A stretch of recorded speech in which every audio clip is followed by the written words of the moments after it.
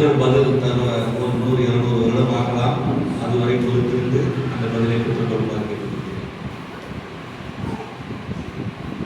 இன்றைய நான் பேச எடுத்துக்கொண்ட தலைப்பு பதிலுக்கு பதில். வின்சென்ட் ஐயா வந்தவுடனே கேட்டார், அது என்ன பதிலுக்கு பதில் என்று. நம்ம அஜெண்டா ஐயா சென்று விட்டார். நான் அவரை பற்றி 2 வார்த்தை பேசிவிட்டு தான் என்னுடைய தலைப்புக்கு நுழைவேன். வள்ளுவ பெருமகனார் என்ன சொன்னாரோ அதைத்தான் அஜெண்டா ஐயா சொல்லுகிறார். அவர் ஒன்றும் புதுமையாக சொல்லவில்லை. ஆனால் அஜெண்டா ஐயா என்ன சொன்னாரோ அதெல்லாம் திருக்குறளில் உள்ளது என்று நான் அஜெண்டா ஐயா மூலமாக தான் அறிந்தேன். திருக்குறளை படித்து நான் அறிந்ததை விட அஜெண்டா நாராயணசாமி ஐயா சொன்னதன் மூலமாக நான் நிறைய அறிந்தேன்.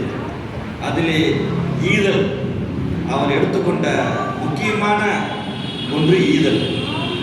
அந்த ஈதல் என்பது பொருளை கொடுப்பது மட்டும் அல்ல. ஈதல் என்றால் மற்றவர்களுக்கு உதவுவது, அன்பொழுக பேசுவது, நல்லறிவு கூறுவது, நல் கருத்தை அவர்கள் வழிகாட்டுவது. ஒன்று உடலால் அல்லது வாய்மொழியால் அல்லது பொருளால், இவைகளால் மற்றவர்களுக்கு உதவ வேண்டும். ஈதல் எனக்குள் லேசாக துளிரிட்டு இருக்கிறது அந்த உணர்வு.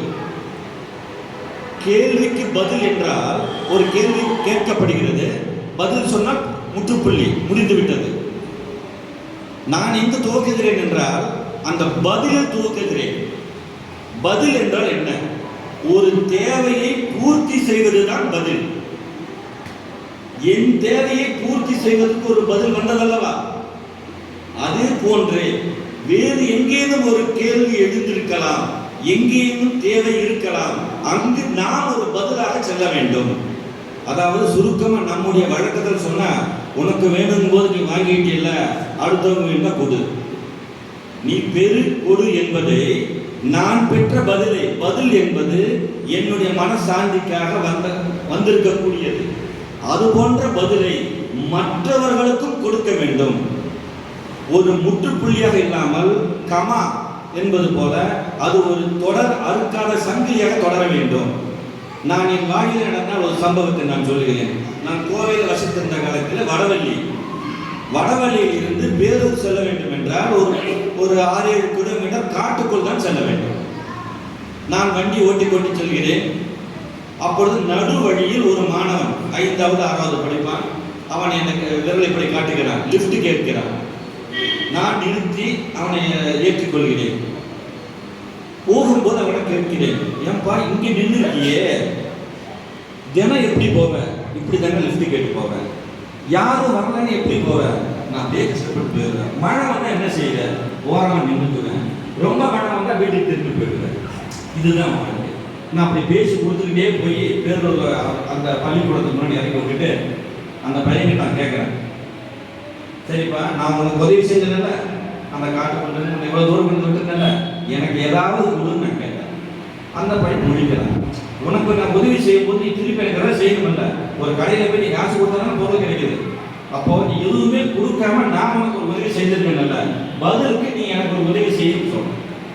சின்ன பையன் என்னுடைய அவனுக்கு புரியுது. உங்களுக்கு எதுவுமே இல்லையா, எனக்கு உதவி செய்யறதுக்கு ஒன்றும் இல்லைங்க.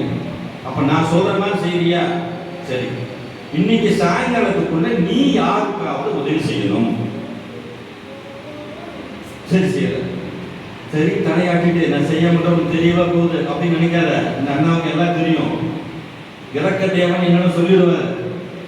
நீ அந்த பையனுக்கு அல்லது மற்றவருக்கு உதவி செய்யும் போது இதே மாதிரி சொல்லு, நான் உனக்கு உதவி செஞ்சிருக்கேன், எனக்கு திருப்பி செய்யணும் கூட வேறு யாருக்காவது உதவி செய் என்று.